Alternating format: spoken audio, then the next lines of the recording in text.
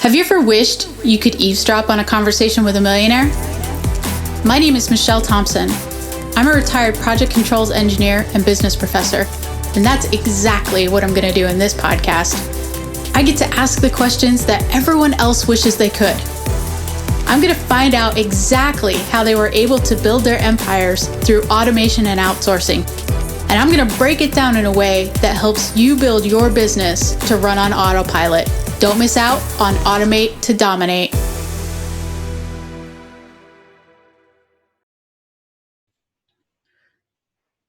All right. Hello, everybody. And today we have Amazon #1 best-selling author, investor, and dream catcher, John Bourgeois, on the show. John, welcome, and thanks for taking the time to chat today. Thank you, Michelle, for having me on the show. I'm really excited to be with you. Oh my gosh, it's a pleasure. I was so excited I got to interview you. Can you tell all of our listeners just a little bit about yourself? Absolutely. So, where do I begin? So I grew up on a little island in the middle of the Pacific called Guam. That's a fun fact. I spent 15 years, before we even do that, I went over to Australia. I spent 7 years in Australia, 5 years in Southern California, and now I'm based out of Seattle. I've been here for about 5 years or so. My background is I spent 15 years in the corporate world. 7 of those 15 years, I was also in the sales world, and I climbed the corporate ladder. I got really good at climbing the corporate ladder. In fact, at one point, I was overseeing 5 states, 297 locations. Wow. And the truth is, Michelle, I just wasn't happy. I was absolutely upset with myself and disgusted. And the reason why was because for about 10 years, I had pushed off a dream of being an international New York Times best-selling author. That's who I am. I'm an international New York Times best-selling author. Now, I'm not yet, but that's where I'm going, right? And I had pushed Amazon off this. #1 bestseller is a good start. It's close. That's right. It's close. It's getting there. But it's getting there. Exactly. But what happened was I for a decade, I believed, the limiting beliefs that was happening in my head. Everybody else was telling me, you can't do this, you can't do that, you can't do this. And I kept pushing it off and just climbing the corporate ladder. And so finally I made the decision, enough's enough. I'm tired of pushing off the dream. And I made the decision to jump and actually start to catch it. And so what happened was, what initially just was me wanting to write a book evolved into this amazing experience where now I've built a community of dream catchers. And the podcast got launched from it, where we're tired of just chasing our dream. We're actually ready to start catching it. And so, yeah, that's what brought us here today. So no more dream boards. You're going to go get the dream. That's exactly correct. Yeah. Right. So how exactly were you able to leave the corporate industry successfully? A lot of people try and just, fall flat on their face. What tips could you give our listeners to make the plunge? How do you do it successfully? You hear, so I'm a massive studier of the game. When I mean the game, I mean the game of life, right? Mm-hmm. And you hear the cliche of when, if you want to do something that successful people have done, then you have to literally learn what they've done, right? And you'll also always hear them say, like, anybody that you talk to that's ultra successful, they'll be like, have no plan B.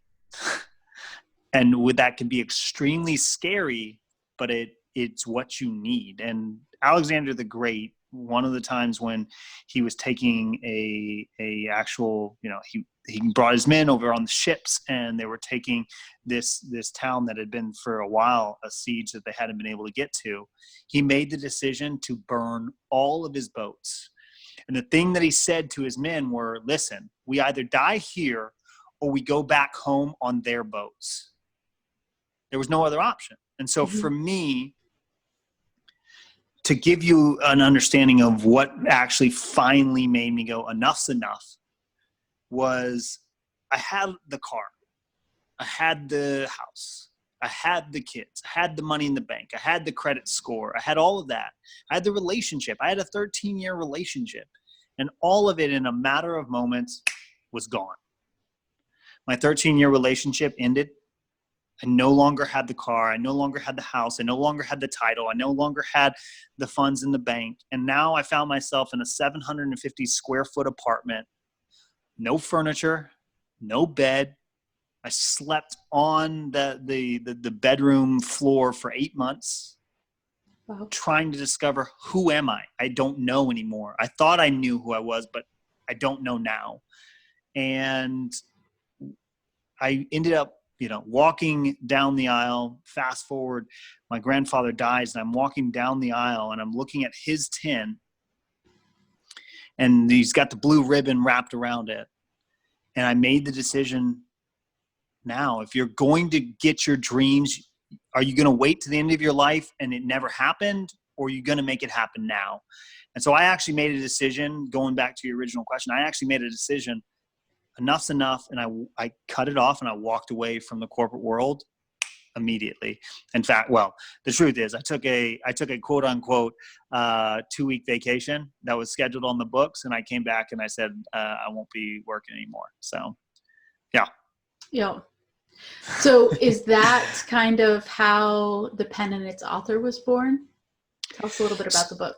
Yeah. So The Pen and Its Author was actually, I was writing it while I was in the corporate world, and my grandfather passed away, and that's where you had that moment of, I've got to do this. In fact, my grandmother, who is an idol that I look up to, she was an English professor, but she was an author, right? But she never published any of her work, and she wanted to be an author, but she had to feed the family, and she had to do this. And back in those days, like for her, like being a female author wasn't really the thing that you were known for, she right? Pretty much wouldn't need a pseudonym, right? Yeah, exactly. And so what happened was, she died in 96, and about 15 years later, we finally published her work. So we had that going on. We had my grandfather passing away, and we had my 13-year relationship ending. And it really was just the catalyst for me. That was the decision of, I've got to do this. And so I made the decision that I don't care where you're at, John, what you're doing in your life, work in the corporate world or not, you're going to consistently write for 20 minutes every single day. And so I started writing for 20 minutes every single day. And when I made the decision to finally walk away, the beautiful thing was, the book was almost finished. It wasn't done, but I had consistently established this habit of, we are a writer and we do this consistently. And now my confidence piece was there. And it was like, no, now I trust you. Because, 10 years prior, Michelle, the problem that I had was, I would not keep my own boundary lines. I would erase my boundaries based on what you asked of me. So if you said, hey, can we show up to the coffee shop at 12? I'm going to look at my calendar, and I'm going to be like, well, I got that meeting. I was supposed to be doing this. You know what? 12 works perfectly. Let's do 12. That's awesome, because I was the guy that always wanted to make everybody happy. And so I didn't trust myself. And so it started with me first doing what I like to call, when I talk with my clients, it's collecting small wins. It's collecting the type of things that stack the deck in your favor, that are easy to do, like waking up on time. Like you said, you were going to go to the gym. In my case, it was, you said that you're going to write every single day for 20 minutes. Are you going to do it or not? And so when I started to do that, when the book started to come together, it was like, I can do this. I can do this. And that's where The Pen and Its Author was birthed from, an idea, but it was more birthed from the consistent effort of me making the decision, I'm going to show up no matter what. And I think that's such an incredible, just golden nugget of wisdom. So many people are just ready to just hop out of their job and, throw some spaghetti against the wall and hope it works. Right. And if you haven't done those small steps to make yourself accountable before, what makes you think that you're going to do it when you don't have a job and you can sleep till noon and do whatever you want, right? Oh, absolutely. Here's what, if I'm going to be utterly honest with you, right? My schedule now as an author, a top-rated podcaster, I am an investor. I've got multiple hats that I'm wearing elsewhere as well. Other partnerships that I'm doing and building out, like all of that stuff. My schedule is now more busy. I wake up. This is not what you're going to want to hear, anybody that's listening, right? I wake up at 1:30 most days, unless I just absolutely crashed and my body's saying, hey, John, we need to recover. I wake up at most days at 1:30 and I work probably. So my mornings look like this. I wake up at 1:30. I spend 5 minutes just breathing. I spend 5 minutes in gratitude and just being thankful. Sometimes those will extend to 10 minutes on the gratitude, because I love being like, I've learned to be thankful. And so sometimes I'll extend that. Then I spend 5 minutes visualizing money and wealth and financial prosperity. Wow, that word didn't want to come out. And then I spend 5 minutes on the future and visualizing the future. Then I go from there to my journal, and I'm writing out my top 10 goals that I've got set for me. I'm writing out the 3 things that I'm grateful for from the 24 hours before. And then I'm writing out, and this was a game changer for me. When I was in that 750 square foot apartment, I hated myself. I didn't know who I was. I had all these limiting beliefs and all this hatred towards myself, because I had never been the individual that kept my promises to myself. And I established a habit then that I've carried to today, which is I now write out, I am, and back then I wrote it out feeling the opposite of how I was. So if I felt sad, I'm happy, I'm energetic. That's what I was writing out. Now I write out, I'm confident, I'm full of energy, I'm full of abundance, I make a difference, I'm an international New York Times best-selling author, I'm influential, I'm inspirational. Like, I write out all those things and I feel those things.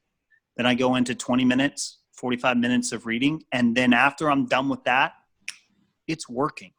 And I'm working until maybe 5:30, 6:30. And then I'm spending some time with the family, and I'm in bed at 9:30. Like, if you can't keep a structure like that at the job that you're at, 9 to 5, then guys, I'm going to tell you, when you step out of the 9 to 5, you're going to think Netflix and waking up at 12 o'clock is what it is, and you expect to make a difference in this world. You won't. I'm going to be honest with you. You won't. So. Yep. It's so true.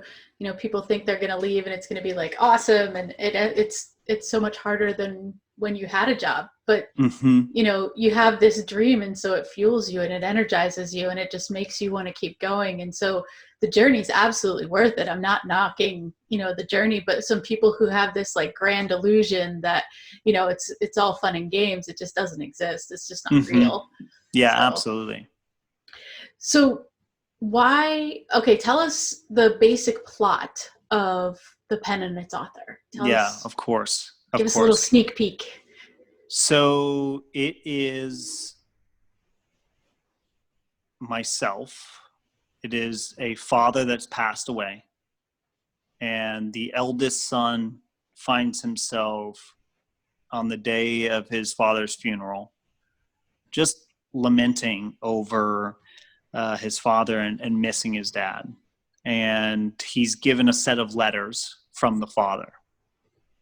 And so you are walking through the journey of the son as he begins to read his father's letters, and he begins to learn, how do I do what my father did, which was, how do I turn my dreams into reality? And so you're going through that journey with the son as he's doing that. And so what I wanted to do with the book, have you read The Alchemist, Michelle? Yes. Okay, perfect. So The Alchemist is one of my favorite books. Like, The Alchemist, I read every single year. It's one of my favorite books. What I wanted to do was I wanted to take fiction and nonfiction and marry them together so that you could easily read this, and yet you could get life principles right from it. And so Yep. that's exactly what I did with this. I want to teach, not only do I want to teach my kids how to catch their dreams, but I want to go back in time and teach myself 10 years ago how to catch my dreams. And then I want to go ahead and I want to teach every one of my dream catchers how to catch their dreams and how to turn their dreams into a reality. And so that was the premise of the book. And that's such a incredible way to do it. I think we learn so well by stories. Like I absolutely. When you said that, one of the very first things that popped in my head was The Go-Giver. Yeah. Is it Bob Burke? Is that who wrote The Go-Giver? I think it is. I haven't read that book, but the fact that I keep hearing it means I need to read it. Like everybody keeps talking about it means I need to read it. The Go-Giver is an amazing book. I would highly recommend it. And it's a super easy read because it's a story. Like you get drawn into the characters and you don't even realize you're learning all these principles that are like so amazing because you're just enjoying the book. So that is awesome that you were able to take the, idea of how do we catch our dreams and like put it in parable story form. So it's so easy for somebody to just relate. That's, is that how the Dreamcatcher culture started?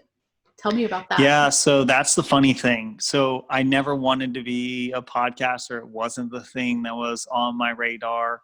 I listened to a lot of podcasts. I watched a lot of like YouTubes of your Ed Milet's, your Les Brown, your Tony Robbins. Like that's what I did, right? I listened to their podcasts. I watched their YouTube. That's how, in a world where you don't know where to find your mentors, the beautiful thing about 2020 is we have technology at our fingertips. We can choose whether we want to or not. We can choose to binge watch the newest season of This Is Us and Heroes. I'm dating myself a little bit, and Heroes.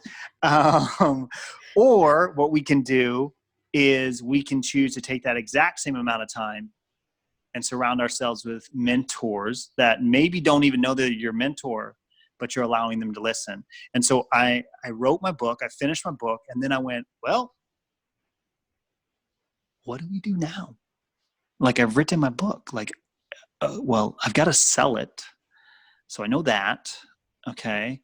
Man, I really wish that I had a community of people that were go-getters like me, high achievers that were turning their dreams into reality. I wish I could find that community. You know what? I actually wish that I could learn from other high achievers, go-getters, people that were turning their dreams into reality. What if I had a podcast? Because that would do all of them. That would allow me selfishly to spend an hour with one of my mentors and get to learn directly from them and build a relationship. On top of that, that would allow me to network with other dream catchers and be able to help build their dreams. And oh my goodness, I could also go ahead and I could talk to my 10-year younger self and say, John, you don't have to wait until everything is right. There is never going to be a perfect time for you to start your dream. Just start it now.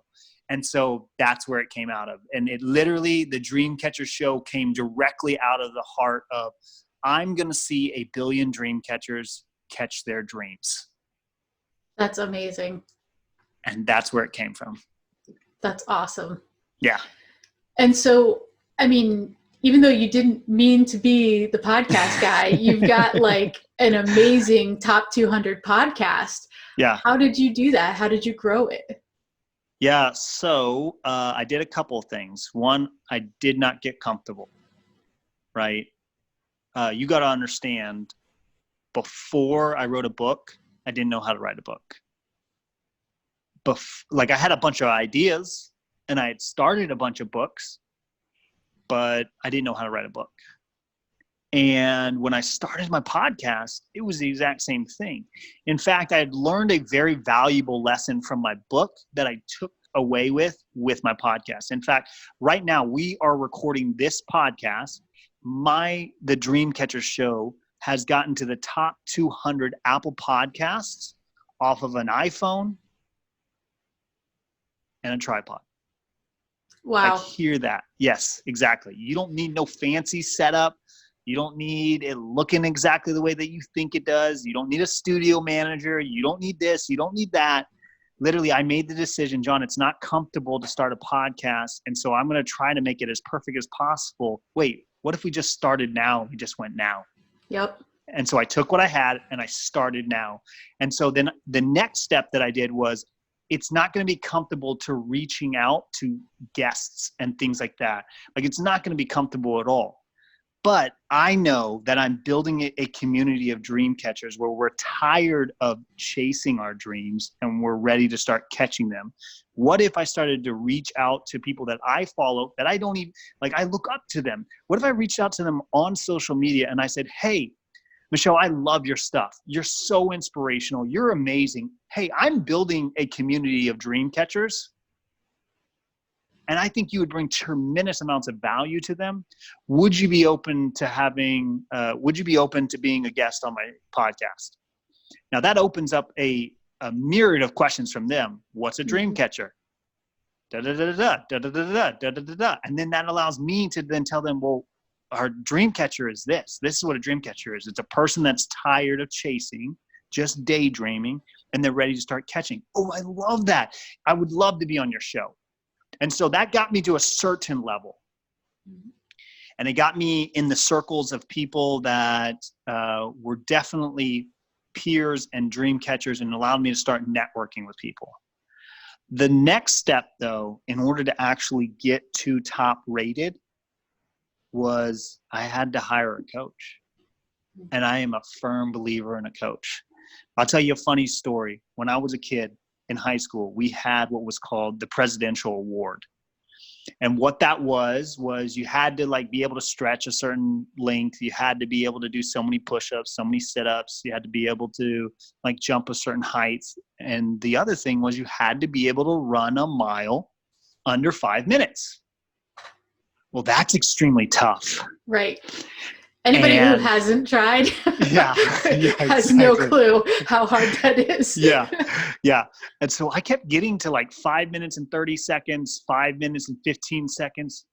And it sounds like that's easy, but 15 seconds is super hard as well. Mm-hmm.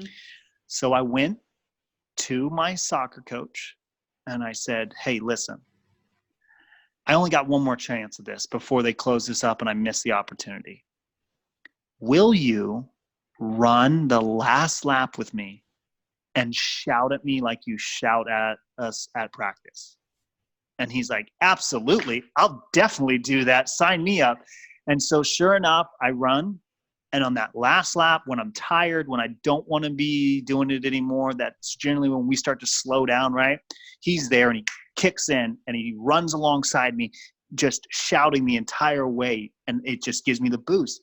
And I learned back then that if you're really going to get the results that you want, you can definitely try on your own and keep hammering your head up against the wall.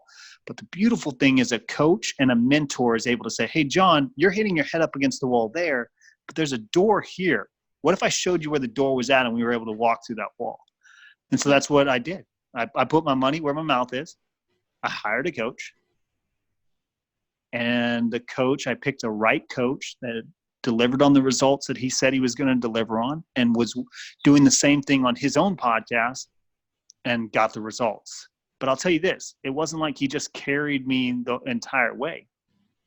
So many people think, Michelle, like when they hire a coach, they're expecting that coach to lift the weight for them, to run the mile for them, to go ahead and, get the results for them. No, that's not what a coach is there for.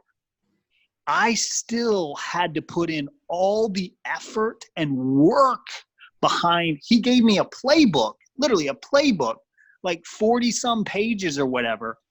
And I went through that thing and I ate it up like it was the best-selling novel. And I did literally line by line exactly what it told me to do. In fact, when I was going for top rated, I almost got kicked off of Facebook. Like Facebook was like, you need to stop messaging people. Like, you just got to stop because you're doing it way too many, and we will kick you off and we will block you if you don't stop. And I was like, I don't know. Let's test this a little bit. Totally gotten slapped. I've gotten my hand slapped by Facebook too. Yeah. You're exactly. sending the same message to way too many people way too quickly. That's never happened to us. Yeah, never. That's awesome. So at what point were you able to actually start monetizing your podcast? So the funny thing is, I actually, I started from day one. Really? Yeah. And the reason I did, and so I'll explain this. The reason that I did is I think it's important. So I had people telling me different things in my ear, people that had already had podcasts and things like that. They were like, you don't monetize your podcast until years upon years upon years upon years upon years upon years. And I was like, well, I don't believe that, but I can hear you on that. I can hear what you're saying. I understand why you want to bring value first. You want it to be free. You want to build credibility. You want the audience to know that you know what you're talking about. Okay, I understand that.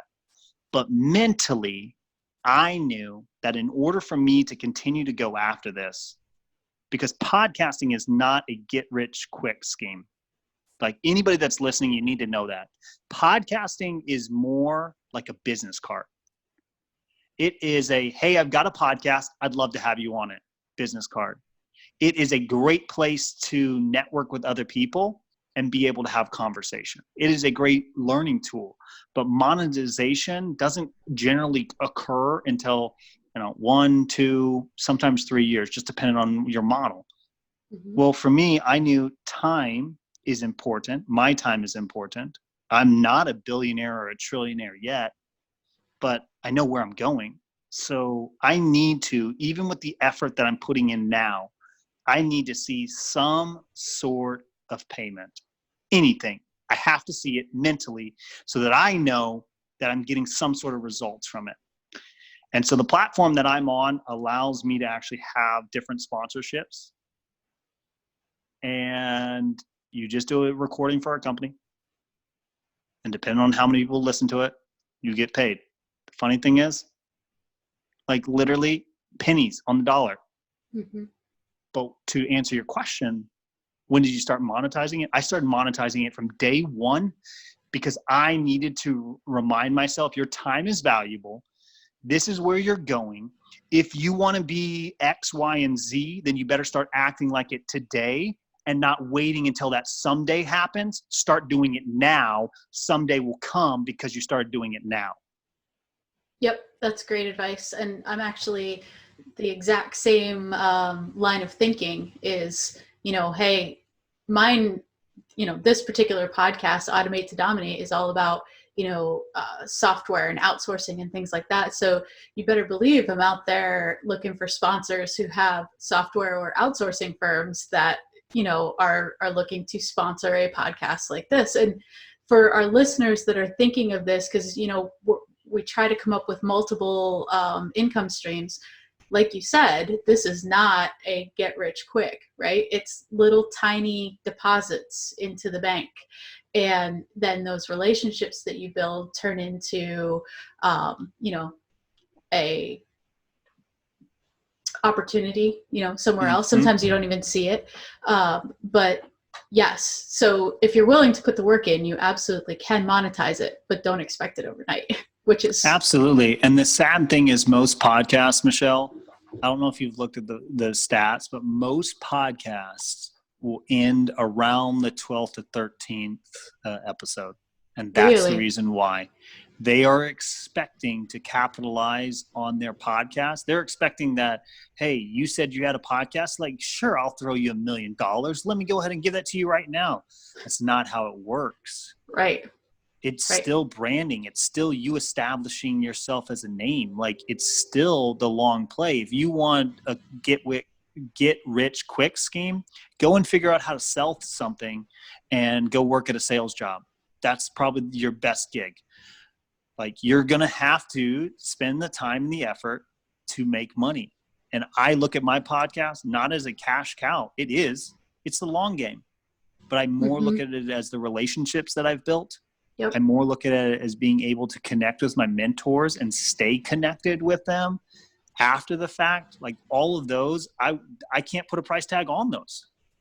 Yeah. And you hit the nail right on the head. It's all about the long game, right? So many people think they're going to use and abuse their listeners for the short game and, get a whole bunch of money and then walk away. And, you can't build a lasting business like that. It's all about giving back, and it's all about how much value do you bring for people. And then that when you start giving more value than, you could possibly take, that's when it starts to monetize itself and make it worth it. Absolutely. People have that so backwards. No, and that's 100% correct. Like, here's the thing that you got to realize, right? First off, and I learned this from my relationship breaking up. I was looking at a relationship and accomplishments as defining myself. Like I was looking for somebody else to love me in order to feel loved. You need to know your own value before you ask anybody else to value you. And so what's happened since the relationship broke up, the 3 years of long depression, me sleeping on that floor, and where you're seeing me today is I know who I am now. Like it's a game changer. I'm night and day. And I decided, and I tell my clients this exact same thing. I decided to start hedging my bets on me. I walked away from the 9 to 5, the cushy paycheck, because I hedged my bets on me. I started my podcast because I hedged my bets on me. I launched my book because I hedged my bets on me. And you better believe that on my podcast, I then made my own commercial for my book. Yep. Hedging my bets on me because I know my value now. Yep, absolutely. And so many times we see the rosy colored picture, right? We see the end product, but we don't see the 3 years of sleeping on a floor, figuring out who we are, putting the time in, putting the work in.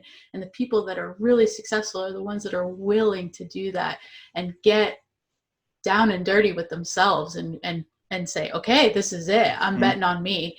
And how can I expect somebody to love me to fulfill me? Like what kind of a stipulation is that to put on somebody else? Like, how are you responsible for my happiness? It's so true. Yeah. And so, but so many of us do it though. Like and we don't even realize it. Yeah. I was just having a conversation with my kids last night. They're getting to the phase where it's like, we want to talk about the boys that like us and the girls that like us. We want to talk about, ooh, so-and-so tried to kiss so-and-so. Like that's all the talk, right? And we watched the movie and they were holding hands. Like that's what it is, right? And I had to at least you haven't got to spin the bottle yet. Yeah, exactly. Not looking forward to that. I bet. Yeah. Yes, that's correct. I'm going to lock all the doors and board all the windows. That's what's going to happen. You're like, I don't even have a gun, but I'm getting a shotgun. Exactly. No, but we had a real conversation last night where it was, you don't get into a relationship. And this is even valuable for business. Because I did the exact same thing with businesses. I would get into partnerships with businesses, my idea, brilliant ideas. And then I would get into partnerships with somebody else that wasn't really involved and wasn't as gung-ho 120% behind the business. I would get into it because I was afraid that I didn't have enough value to bring to the table. So my business, of course, isn't going to work if I'm not valuable enough. So I got to bring this guy in, but they're not sold in and they end up walking away from the business. And now I'm going, well, I can't do that. Earlier this month, I walked away from a potential partnership because I was watching the partner not be consistent in what he said he was going to do, the small things. And I said, listen, this isn't how we're working. If you want to work with me, you run at my speed. We go at the same speed. We do the same things that we said we're going to do, and that's how we deliver. Because I now know who I am, and I know how valuable I am.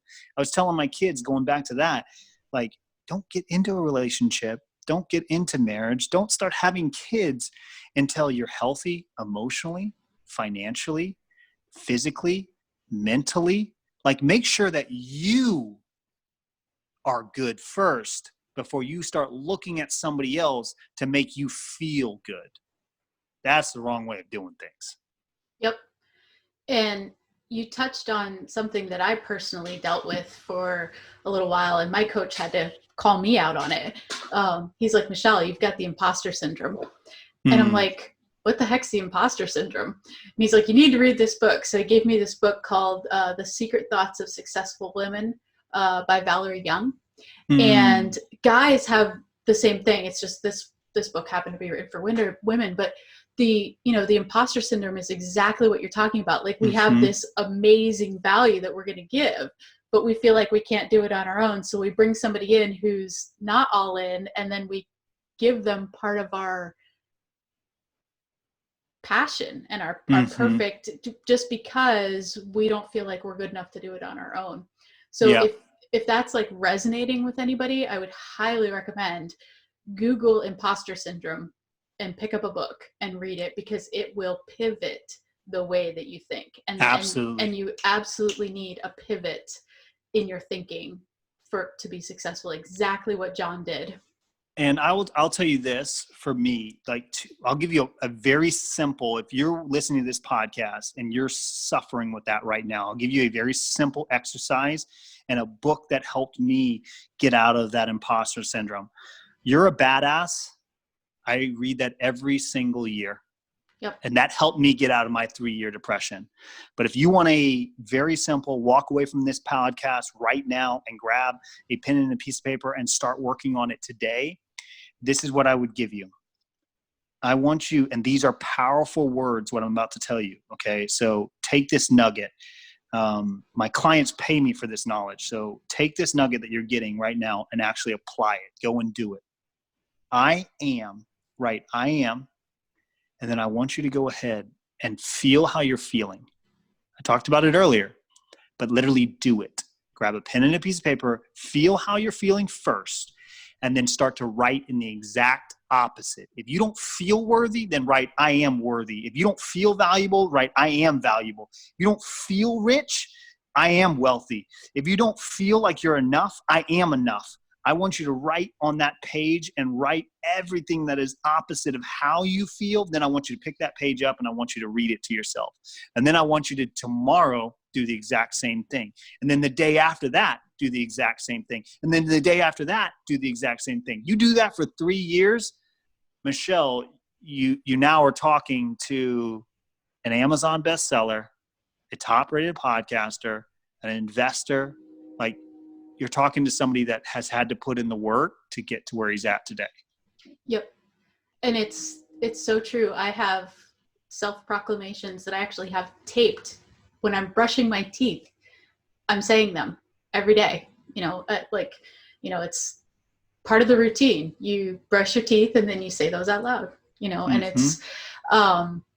it's incredible how empowering it is. And you don't think about it until somebody explained it to me this way.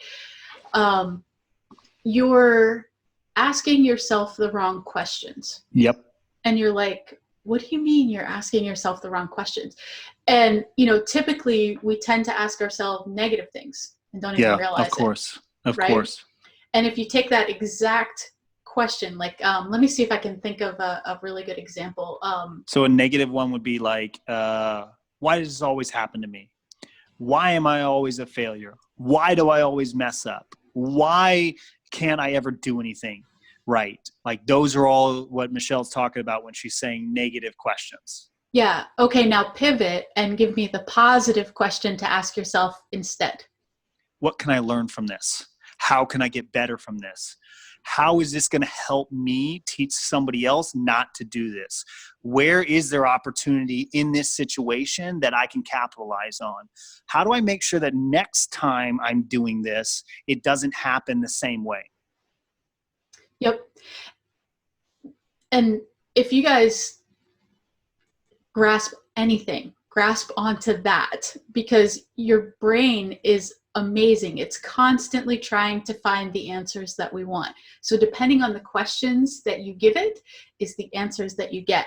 And you'll be subconsciously sleeping and you won't even realize that you're figuring out what you ask yourself. And then you wake up and it just changes your whole trajectory, which is like so powerful. So once you did that pivot, right, and you were able to take yourself back and start asking the positive things and doing, you know, having all the belief in yourself, how did that transfer into, now I'm a better investor, now I'm a better author, now I'm a better dream catcher? Yeah. This is who I am, John, the dream catcher. Yeah. So I would love to say that I pivoted and the next day I was different. No, not at all. It wasn't that way at all. And I don't want anybody to listen to this podcast and think that it was that way either, because that's not fair to think. Because you got to understand, I went through 3 years of depression and started writing my book 18 months ago. So there's a time gap between there that's like, okay, so you were in and out of not knowing who you were over that time. I knew what the problem was. I knew how to fix it. Now I had to consistently do something about it in order to fix it. And so to answer your question about like how that's helped me, you don't understand when you're asking, when you don't believe you're worthy enough, when you don't believe you're valuable enough, when you're asking the wrong questions as an investor, you can't walk into any deal, any opportunity with that being at the back of your mind, even if you don't realize it's at the back of your mind, because you always second guess yourself. And then even if you do get the deal, you won't get the deal that would have been valuable had you walked in and said, Michelle, here's how it's going to go. And this is what I'm bringing to the table. And these are my terms. And if it's not a win-win situation, then I'm not here to work with you, right? If I am still not thinking I'm valuable enough, not worthy enough, if I'm asking the wrong questions and I walk into that engagement and I'm giving you a win and I'm walking out with the deal, but I'm giving you the win and I'm actually losing in the deal.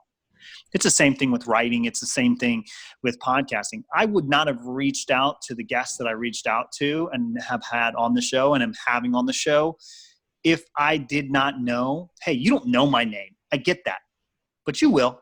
Don't worry. You'll eventually know it. We'll eventually bump shoulders together and you'll be asking me for favors. I know that. And the same thing with my book. I wouldn't have written my book. My book stayed in the back of my bookshelf right here in my mind for 10 plus years because I was always the writer. I just didn't know I was who I was. Mm-hmm. And so I would believe anybody else if they told me, John, you're way too energetic. There's no way you can be a writer. Or if they told me, John, listen, nobody ever makes money at books. So why in the world would you want to write a book? Then I believed them because I didn't know who I was. I was asking the wrong questions. And it, like, to answer your question, like, it's night and day. Tony Robbins talks about, I believe it's called the reticular activating system. And basically it's your brain has so many stimuli that are being thrown at you on a daily basis. And what you don't realize is your brain is deleting a lot of the information that's being thrown at it. And it's deleting all that information and it's only keeping what you've told it to focus on. Well, the really cool thing is you can just shift night and day from your focus. You can choose, hey, I know I've got all the bills stacking up in the mailbox, but I've got this opportunity over here and I'm going to focus, instead of the bills, I'm going to focus on the opportunity. Instead of the car payment that's coming out on Tuesday, I'm going to focus on the fact that my paycheck comes in on Monday. It's the same situation, but you're teaching the brain, this is where we look, This is what we focus on. And when your brain realizes what it's supposed to be focusing on, it opens up and it starts to look for other situations where you are confident, where you are valuable, where you are worthy, where you are wealthy, where you are healthy. It starts to look for all of those additional areas to answer what you've told it or to answer the question that you've asked it. And so going back to your original question, I now see things that I probably wouldn't have seen, both in writing, both in podcasting, both in investing, because of my confidence level being up. Because my brain goes, this guy means business. And when he says he's going to do something, he does it. So if he said he's going to do it, if he said he's going to be an international best-selling author, we better come up with the evidence that he is. Yep. And for everybody out there who's listening, that is like, oh my gosh, I don't want to pay attention to this. Just show me how to make money. You're not going to make money until you get this. Yeah. Every successful person out there, if you study their traits, if you study the things that they've become good at, it's every single thing that John is talking about. It's all about mindset. And we're not talking about, being cocky or arrogant. That's not it at all. This is like a complete shift in, who you are as a person and your self-beliefs, and what you tell yourself subconsciously is what you get. And so until you fix that, the money's never going to come. And it's not all about money. Like success is like so many different things, right? And for me, it's definitely not all about the money. Yeah. For a lot of people it is, right? I think, don't get me wrong, Tony Robbins makes a crap ton of money, right? And he's very well compensated for what he does. But his initial thing was he wanted to change lives. Of course. Right? And that's the thing that drives him, that motivates him. And it's the same for all of us. What is your superpower that you just don't necessarily believe in yourself yet? That's what you have to unlock. And I'll give you a perfect example. I'm working with a businessman, and he's one of my clients. And I asked him to do an exercise where we basically wrote out his top 10 goals. But before we did that, we looked at like a best year from now.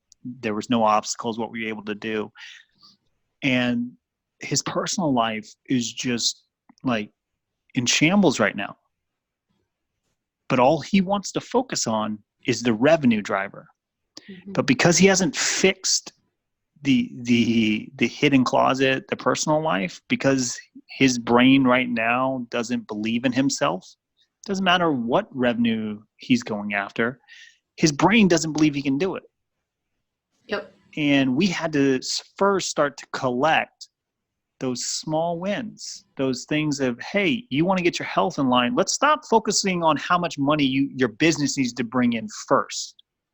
Like that will come. Don't worry. Like we can address that in a second. But let's put that on a pause. Let's go back and teach your brain, no, I am going to do what I said I was going to do. And no matter what, I'm going to do it, whether it's comfortable or not comfortable. So if I said I'm going to run a mile consistently every single day, I don't care if it's 11:45 p.m. I'm going to go and run the mile. Because what that starts to do is then it starts to go, John doesn't care, or this client doesn't care, what time of day, whether it's comfortable or not comfortable. Eating the frog is what they like to call it, right? Like, like doing the activity that you don't want to do.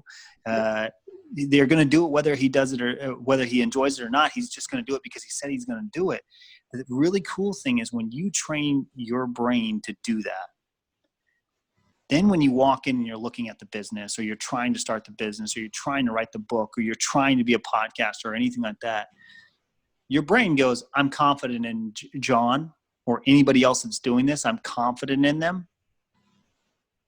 Now I can do the rest. And so in the case of my client, all he wants to focus on right now is the revenue. How do I make the money? How do I make the money? How do I make the money? How do I make the money? Well, if we don't get rid of the limiting beliefs that are up here, it doesn't matter how much money we put on the top line. Like, let's say we were looking at a P&L. It doesn't matter how many money we put on the P&L up top. We're never going to be able to grow that bottom line. And in his case, it's a perfect example. He wants to hoard all of the responsibilities of the business and not grow any further because he's afraid that if he does that, they're not going to do the job that he wants, or he'll lose this client over there, or the month won't go the way. Well, that's not a business problem. Right. That's a mindset problem right up here. There's a fear of losing. There is a fear of scarcity. And that's what we have to change first before we change the business at all. Yep. Absolutely. Man, we got way off topic, but this is so but good. I loved it. I loved it. Yeah. It was it's good. So good. I have a bunch more questions, but I honestly don't know if I want to dive into them because this has been so awesome. Yeah. What are you thinking? What are your thoughts? Tell me.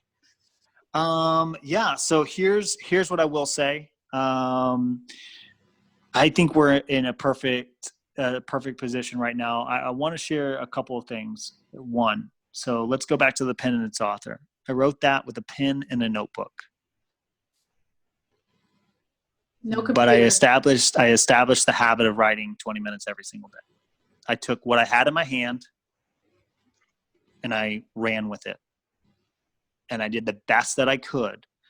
And then once I finished the book, then I figured out, okay, how do I get it to an editor? How do I go ahead and get a cover designer? How do I get a formatter? How do I get it on Amazon? How do I get it to be an Amazon bestseller? With my podcast, the Dreamcatcher Show, same thing. I started it with an iPhone, a tripod, and AirPods.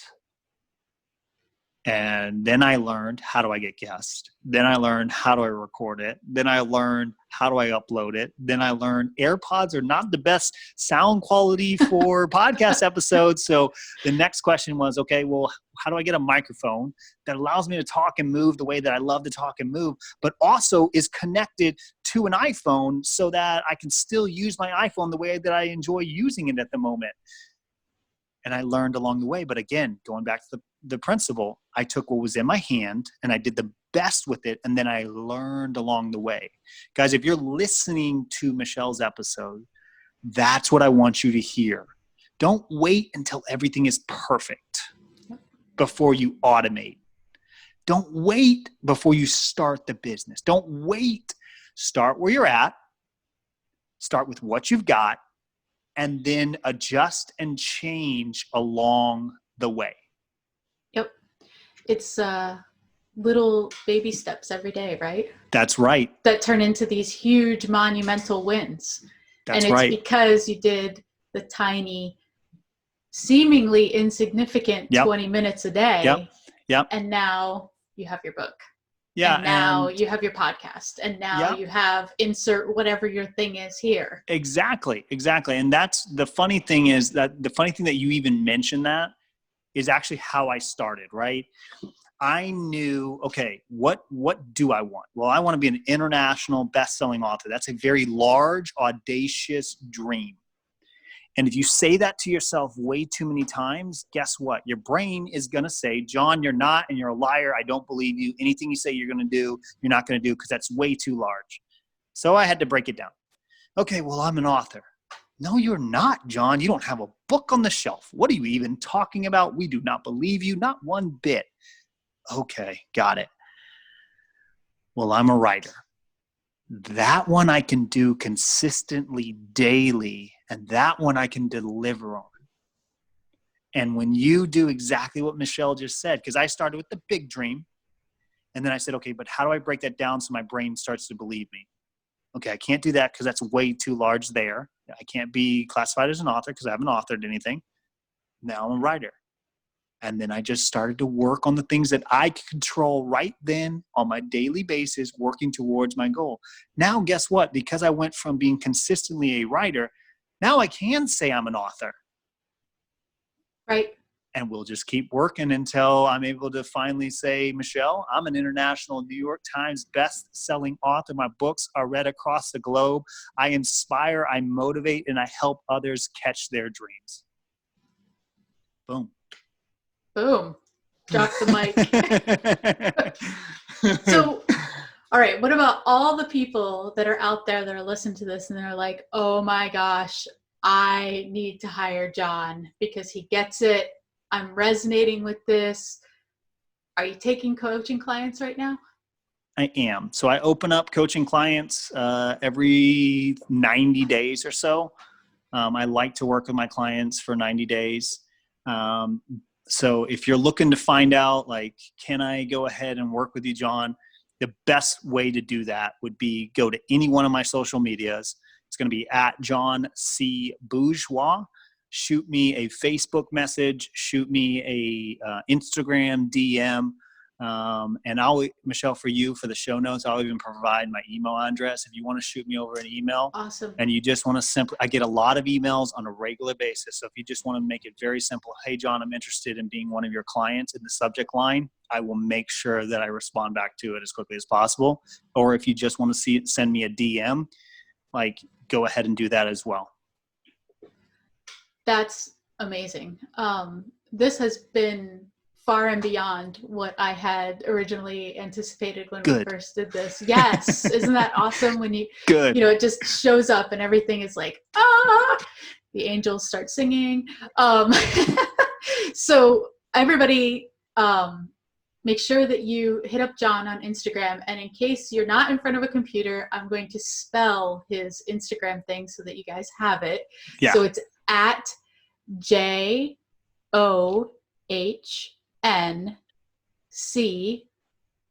B as in boy, O as in ostrich, U as in umbrella, R as in Ralph, G as in George, E as in Edward, O as in ostrich, I as in iguana, S as in Sam.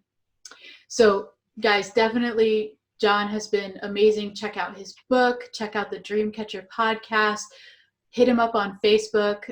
This guy is a wealth of knowledge. And John, thank you so much for taking the time today. I really appreciate it. Absolutely. And Michelle, I will say this, first and foremost, I want to say thank you so much for having me on the show. It's been a blast today. I thoroughly enjoyed it. My pleasure. And you guys need to subscribe to this show, rate this show, make sure that you're listening to what Michelle's bringing, because she's going to bring you phenomenal guests as well. On top of that, if you feel you're a dream catcher, or you feel like you've got a dream, you just don't know how to do it, or you're in the middle of your dream and you're like, gosh, man, it's a dark place right now. Is this really going to happen? Or you're really inspired by it, or you just wrapped up your dream and you're like, what's next? See me over at the Dreamcatcher Show. You can literally find me Apple Podcasts, Spotify, Stitcher, Google Podcasts, literally any one of them.